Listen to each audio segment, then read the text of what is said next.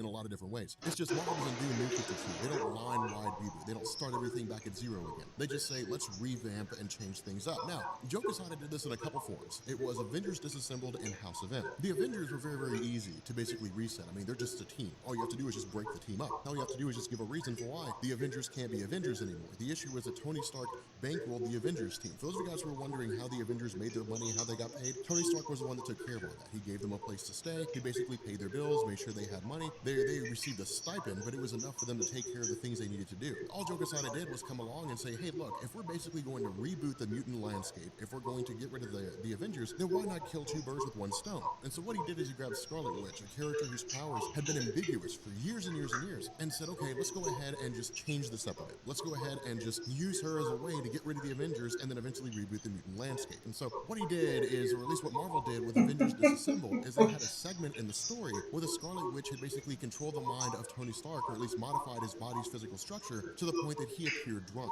And the result was that because people thought that he had relapsed back into alcoholism, as bad as he was during the events of Demon in a Bottle, the stocks of Stark Industries just plummeted. Now, they didn't fall so bad that Tony Stark couldn't take care of himself, but they fell bad enough that Tony Stark could not fund the Avengers anymore. And so the Avengers basically had to break up. Now, of course, the whole basis behind this was because the Scarlet Witch was convinced that the Avengers had taken her kids. She was convinced that her kids were real, the Avengers had taken them, and she basically waged a war against them. But at the end of Avengers Disassembled, after this great big huge conflict and the death of Hawkeye and so on and so forth, Marvel went into the House of M, and that's what this does. This basically picks up with the idea that at the end of Avengers Disassembled, Magneto had taken his daughter, Wanda Maximoff, and said, I'm sorry I'd abandoned you for so long. I'm sorry I had ignored you for so long. Clearly, you have a serious illness that we need to sort out, an illness of the mind. Come with me to Genosha, and we will go sort that out. Of course, Genosha being a mutant refuge that was wiped out during Grant Morrison's new X-Men by Cassandra Nova. You'll find that video down in the description, by the way, where Cassandra Nova sent Sentinels and wiped out 16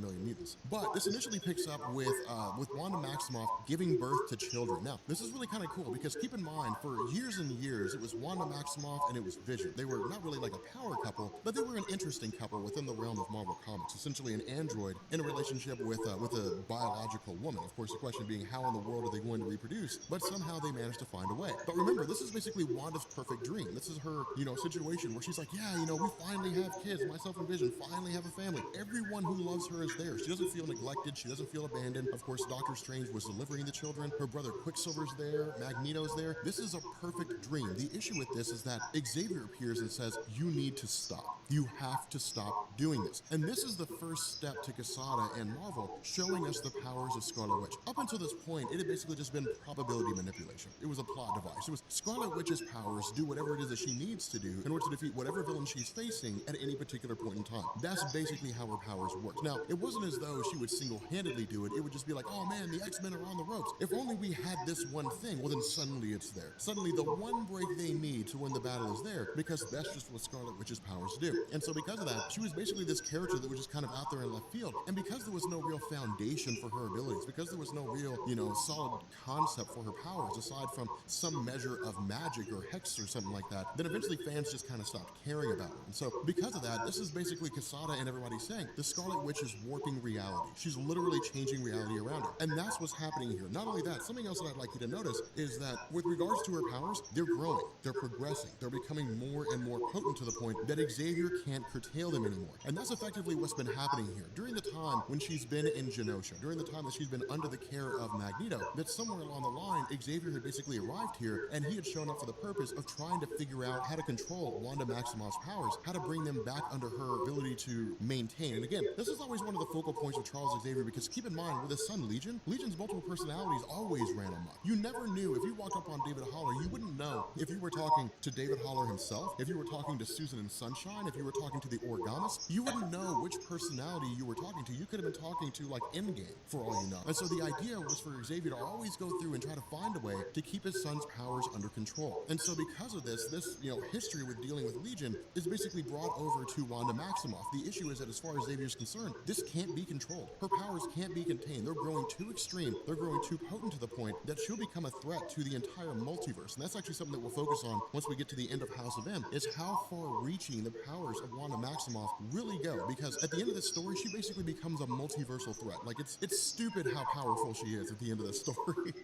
But in response to the increasing powers of Wanda Maximoff, the fact that they can't be kept in check, Xavier basically calls a meeting of the Avengers and the X-Men. Now, the reason why this is done is because in the end, these are the two top teams in Marvel Comics. It just makes good sense, right? I mean, sure, he could call together a group of the X-Men, but there are individuals who have a lot of experience with Wanda Maximoff because she was part of the Avengers. At the same time, the X-Men have faced off against her. And so it's just one of these things where it's kind of grabbing everybody that's had any kind of a role in Wanda's life. And the reason why is because Xavier is quite seriously pondering the idea of killing Wanda Maximoff. It's him basically saying her powers are growing too extreme to control. Somebody is going to do something, and for all we know, she could just destroy the universe itself. And so he says her powers are too extreme. We basically have to find a way to bring it down. Now, the cool thing about this is the way that Bendis wrote this story. Bendis is really, really good when it comes to like interpersonal relationships among comic book characters. He's extremely good when it comes to writing characters and how they relate to others. It's one of the things I love the most about his stories. That's why Dr. Doom, being Iron Man right now, and infamous Iron Man, is so cool because it's a huge change from the status quo that we're used to when it comes to Tony Stark. But the idea here is that Quicksilver essentially has to, is confronted by Magneto. Of course, Quicksilver's spending all his time, with his son. But the issue here is that Quicksilver's like, you got to do something. They're going to kill your daughter, and you have to do something. Now, the funny thing about this is that when it comes to Magneto, he's always been a bit disconnected from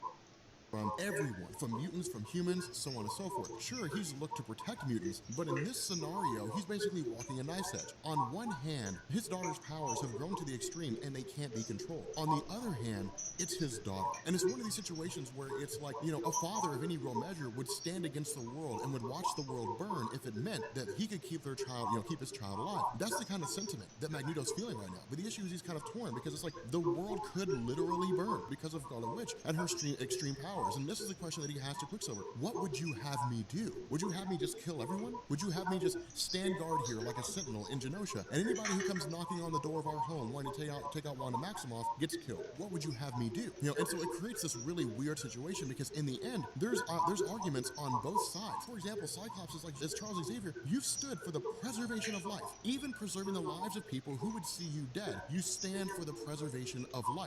This is no different, but it is. And that's the huge thing here. This isn't Legion, all right? It's not like he's just going to read the minds of people. I mean, sure, Legion launched Legion Quest. He went into the past. He intended to kill Magneto. Xavier jumped in the way, but it was him doing what he thought was the right thing to do. He was still in full control of his faculties. The Scarlet Witch is not. It would be like if Robert Reynolds turned into the Void, lost his mind, and decided to eliminate all things in existence. If the Sentry basically became the bad guy. That's basically what's happening here, and that's the case that Charles Xavier is making. This is not her in full control of her faculties. She's insane. She's lost her mind. And so in the end, what they agree on is they say, look, if we're really pondering the idea of killing Wanda Maximoff, if we're really pondering the idea of killing someone who's been a friend, an enemy, an ally, one of the most powerful beings we've ever met, then the very least we should do is ask her how she feels. I mean, at least ask her what she thinks. Now, I don't know, I'd love to see how that conversation goes down. Hey, Wanda, we're thinking about killing you, but we just want to know how you feel about that.